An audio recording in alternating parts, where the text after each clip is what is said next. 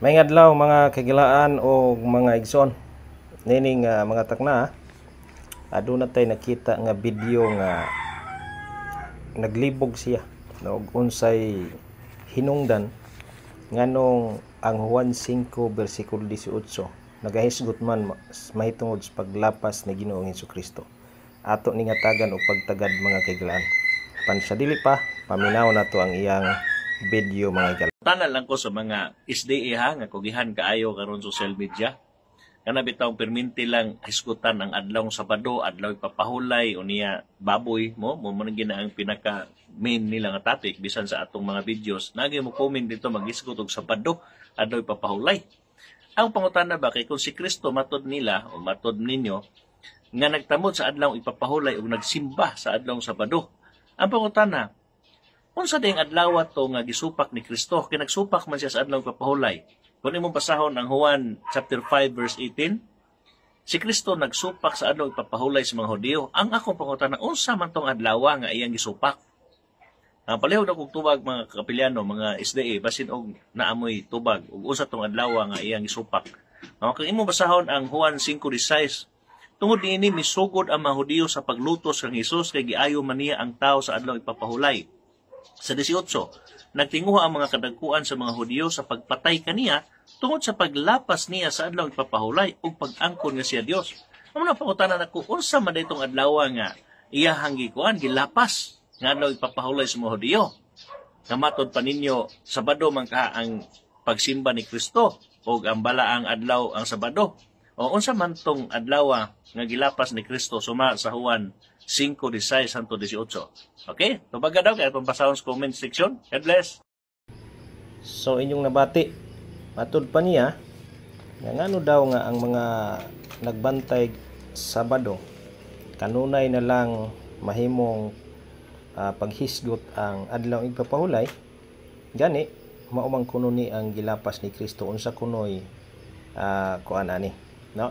Ato basahon kining Juan kapitulo 5, no, ato sugdon sa 16. Mingon pa dinhi na basa. Og mao kini ang hinungdan ngano nga si Jesus gilutos sa mga Hudyo. Kay kini gibuhat man ugod niya sa adlaw nga igpapahulay. So dunay mga buhat ni Kristo nga wala uyoni sa mga kuan, no, sa mga Hudyo. Og kini nga mga Hudyo mga higala, kung imong tan-awon ang Biblia, mao ni sila ang mga Hudyo nga kuan, no, nga ninsupak kang Kristo, no, tungod kay wala ni sila mosunod sa sugo sa Ginoo. Basahon nato ang Juan kapitulo 19 bersikulo 7. Mingon pa din hiyo, ang mga Hudyo mitubag kaniya, kami adunay balaod ug sumala ni ining maong balaod kini siya kinahanglan pagapatyon. Pagapatyon kay siya nagpakaanak sa Dios. Unya kung imong basahon diri mga kagilaan, no, inyong nabati ha, kinahanglan pagapatyon kinsa to nga mga Hudyo duna sila'y balaod sa pagpatay. Buot ipasabot mga higala, dili to ang mga Hudyo nga iya ni Kristo. Mga Hudyo to nga nakabig sa pagtulunan sa mga Sunday keepers. Kay nga naman, doon na may mga Hudyo higala nga mga Sabadista.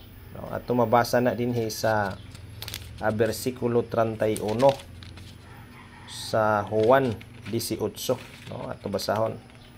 Mingon pa din sa Juan 18 mga kahigalaan. No, aron atong masabtan kining mga butang nga nakalibog nining atong higala mga kaigsuonan, no? Para ba ni? No, mingon pa dinhi sa 31, no? Og si Pilato, Juan 18:31, og si Pilato miingon kanila, kuhaa ninyo siya ug kamoy maghukom kaniya pinasubay sa inyong balaod. Ang mga Hudyo miingon kaniya, wala itugot kanamo sa balaod ang pagpatay tao. So dunay duha ka klase. Una, sa 19 bersikulo 7, dunay mga Hudyo nga dunay balaod sa pagpatay. Ikaduha, sa Juan 18:31, dunay mga Hudyo nga wala itugot kanila ang pagpatay ug kini siya mao ang mga Hudyo nga nagsunod sa balaod sa Dios nga dili ka mopatay. Ang katong 19, mga minito nga mga Hudyo no ang mopatay og tao. Karon, balikan nato ang Juan 5:16. Unsa to? Og mao kini ang hinungdan ngano nga si Jesus gilutos mga Hudyo. Kay kini gibuhat man ungod niya sa adlaw ng igpapahulay. So dunay hinungdan, no hinungdan nga wala mauyo ni sa mga Hudyo. 17. Apan si Jesus miitubag kanila, ang akong amahan nagpadayon sa pagbuhat bisan pahangtod karon ug ako nagabuhat ingon man usab. So ang buot ipasabot niini, dili ni buot ipasabot kay nagbuhat ang amahan og si Kristo bisan sa adlaw ng igpapahulay. Ang ilang gibuhat kaayuhan alang sa tawo. Og kana siya dili supak sa adlaw ng igpapahulay. Sumala sa mabasa nato sa Mateo kapitulo 12 bersikulo 12. Mao nay punto higala no nga naglibog. Atong padayonon sa 18 kay mao niyang punto nga gilapas kuno ni Kristo ang igpapahulay. Og mao kini ang hinungdan ngano bersikulo 18, og mao kini ang hinungdan ngano nga misamot pa ang tinguha sa mga Hudyo pagpatay kaniya. Kinsa ni nga mga Hudyo? Ang tua sa 19 bersikulo 7 sa Juan, mga Hudyo nga dunay balaod sa pagpatay. No, mga Hudyo nga wala magsunod sa balaod sa Dios nga ayaw ka pagpatay. Lahi sa mga Hudyo nga tua sa 18:31 sa Juan nga nagsunod sa balaod sa Ginoo. Kini siya mga Hudyo ni siya no nga wala magpasakop sa kabubuton sa Dios. Kinsa ni nagtinguha sila sa pagpatay kang Kristo, no? Ato misamot ang tinguha sa mga Hudyo sa pagpatay kang Kristo, referring ato sa Juan 19:7, mga Hudyong mga supakan, no? Unya nga wala magbantay sugo. Sunod, dili lamang tungod kay gilapas niya ang adlaw nga igpapahulay. Naghuna-huna kining mga Hudyo nga wala magsunod sa sugo sa Dios nga ang gibuhat ni Kristo nga kaayuhan sa pagpang-ayo sa masakiton panahon sa igpapahulay paglapas sa ilang pagtan-aw tungod kay duna sila'y balaod nga kaugalingong balaod sa igpapahulay. No, karon padayon ta miingon pa dinhi, dili lamang tungod kay gilapas niya ang adlaw igpapahulay kun dili tungod usab kay ang Dios iya mang gitawag nga iyang kaugalingong amahan og sa ingon ni ana napakigsama siya sa Dios. Mao ni higala, no? Kung dili ka ngani kasabot ni ining maong mga punto, maghuna-huna kang yod nga ang adlaw igpapahulay mismo si Kristo naglapas sumala si imong huna-huna. Pero mauna siya ang pagtan-aw ug paghukom sa mga Hudyo nga wala magbantay ni ining maong balaod.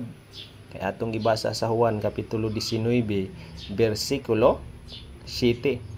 Unsay buot ipasabot ani mga kinlandog nga natog sitas. Lucas kapitulo 6 bersikulo 7. Mao gihapon ni nga mga Hudyo. 6 bersikulo 7 sa Lucas nagaingon dinhi atong basahon. O matud pa, no? Og ang mga eskriba ug ang mga Parisiyo naniid, no, nagkahiusa ang mga Hudyo nga wala magsunod sa balaod og kining mga eskriba ug Parisiyo naniid kang Kristo kung mag-ayo ba siyag masakiton sulod sa adlaw nga igpapahulay aron makakita silag ikasumbong batok kaniya. No, karon tin-aw na lang higala og klaro na lang nga kining mga taong nag-akusar og ninggamit sa Juan 5:18 nga si Kristo naglapas adlaw igpapahulay, kauban nila ni, no, ang mga Hudyo nga nagsupak sa balaod sa Ginoo og kining mga eskriba og Parisiyo nga nangita, no, og mga paagi aron nga dunay ikasumbong kang Kristo aron maka-excuse sila sa kabalaan sa adlaw igpapahulay. Mao na siya higala. Og ang punto mao na nga ang adlaw igpapahulay mga kaigalaan wala lapasan ni Kristo. Ang naghuna-huna nga naglapas si Kristo sa adlaw igpapahulay ang mga Parisiya og mga Parisiyo og mga eskriba og ang mga Hudyo nga wala magtuman sa balaod sa Dios og kining mga Sunday keepers labi na gyud kining mga Roman Catholic Church. God bless sigala.